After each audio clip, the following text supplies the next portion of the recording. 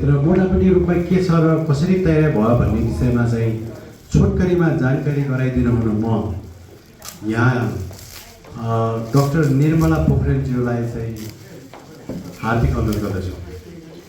उद्घोषकज्यू, मञ्चमा आसीन प्रमुख अतिथिज्यू, विशिष्ट अतिथिज्यू लगायत सम्पूर्ण अतिथिज्यूहरू र यहाँ आसीन हुनुभएका सम्पूर्ण महानुभावहरूलाई म हार्दिक नमस्कार गर्दै यो पुस्तकमा के छ भन्ने कुराको छोटकरीमा जानकारी गराउन चाहन्छु। विक्रम सम्वत 2055 सालमा एमए को थेसिस गर्ने मेरो विद्यार्थी विभूति पौडेल, आज उसको नाम पनि म लिन चाहन्छु, एमए को थेसिसको गाइड म, विद्यार्थी उनी भएर मैतीदेवी मन्दिरको सांस्कृतिक सम्पदा भन्ने शीर्षकमा थेसिस लेख्ने क्रममा हामी यहाँ बारम्बार म गाइडको रूपमा त्यहाँ गइरहनु पर्थ्यो।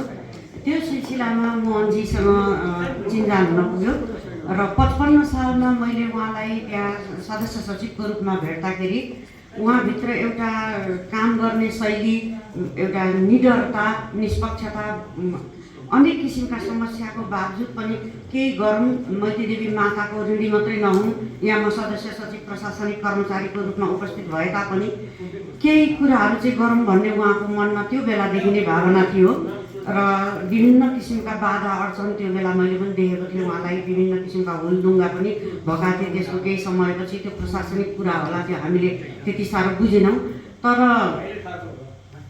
त्यो समयदेखि नै उहाँभित्र रहेको जुन भावना थियो केही गरौँ भने, त्यसैले आज यो पुस्तकको रूपमा जन्म लिएको छ। यो बिचमा उहाँले धेरै विद्वानहरूसँग धाउनु पनि भयो, कुन मोडलमा लेखौँ भनेर उहाँले छलफल पनि गर्नुभयो, चर्चा परिचर्चा गर्नुभयो, आफ्नो कुरा राख्नुभयो।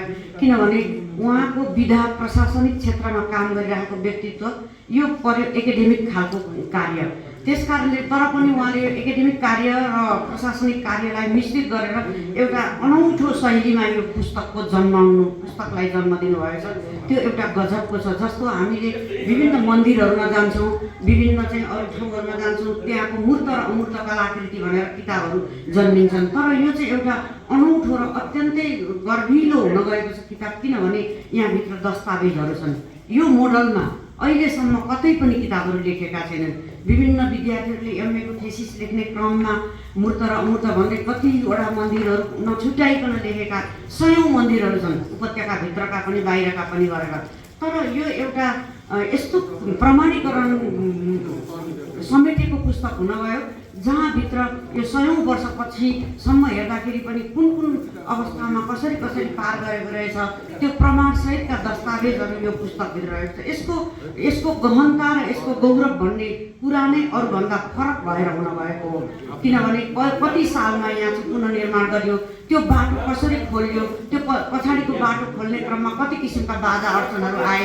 हामी संस्कृतिको विद्यार्थीको नाताले एउटा मलाई कस्तो अनौठो लाग्यो भने त्यहाँ उहाँको त्यो दस्तावेज त्यो हेर्ने क्रममा हेर्दै जाँदाखेरि पछाडिपट्टिबाट जुन उत्तरपट्टि जाने बाटो खोलेको छ, त्यो बाटो खोल्ने क्रममा एउटा रजस्वला भएका महिलाहरू पनि सडकको मन्दिरलाई नछुइकन जान सकुन्, अरू विशेष परिस्थिति शौच बारेकाहरूले पनि नछुइकन जान सकुन् आदि इत्यादिलाई विचार गर्दै त्यो बाटो खोलिएको रहेछ।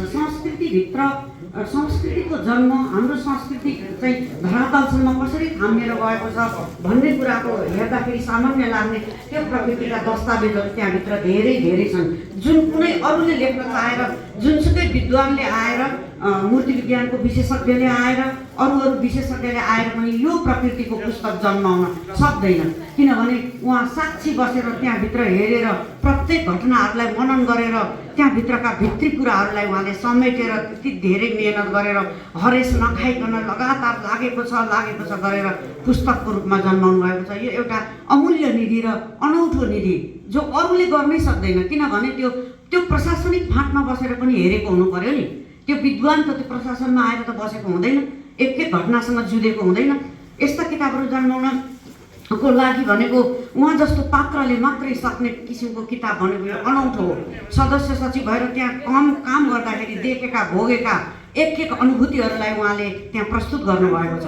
त्यसकारणले गर्दा कुनै पनि माथिल्लो स्तरको विद्वानले जन्माउन नसक्ने कुराहरूको सङ्कलन गरेर उहाँले यो पुस्तकलाई जन्माउनु भएको छ। यो ज्यादै बहुमूल्य निधि र यो अनुपम, यो अनौठो र कतै कुनै अरू मन्दिरको सन्दर्भमा नभएको निधि जन्मिएको हुँदा मलाई पनि गौरव लागेको छ। किनभने यो क्रममा धेरैचोटि मेरो पनि भेट भयो। यो अन्तिमचोटि पनि यो किताबलाई किताबको आकारमा दिनु अगाडि धेरैचोटि अध्ययन गर्ने मौका पाएँ, के भयो कस्तो भयो भनेर।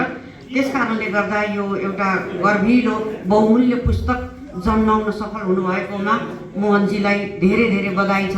हामीले पनि यो अनुभूति गर्न पायौँ। यो दस्तावेजको रूपमा हामी समक्ष सधैँभरि रहिरहनेछ कि पछिल्लो समयमा आउने रिसर्चरहरूको लागि पनि यो यस्तो रहेछ कुराहरू भनेर सजिलो बाटो हुनेछ। अहिले देखेको कुराहरू, बाहिरी रूपमा देखेको मन्दिर यस्तो छ, मूर्ति यस्तो छ, जसले पनि लेख्न सक्छ। एउटा एमएको थेसिसको क्रममा मेरै विद्यार्थीले 55 सालमै लेखिसकेको थियो। तर यो किसिमको गहिराईमा त्यहाँ भिजेर, तीभित्र डुबेर त्यहाँका सम्पूर्ण अनुभूतिहरूलाई प्रस्तुत गर्न सक्ने भनेको त्यहाँको प्रशासनिक कर्मचारी नै हुनुपर्छ र त्यसभित्र इमान्दारिता साथ चासो लिएर लेख्न सक्ने क्षमता, त्यसलाई सङ्कलन गर्न सक्ने, त्यसलाई किताबमा परिणत गर्न सक्ने हुटहुटी र क्षमता दुवै मिश्रित भएपछि मात्रै यो संयोगले यो प्रकृतिको किताब जन्मिन्छ। र सबै मन्दिरमा यो सौभाग्य मिलेको छैन।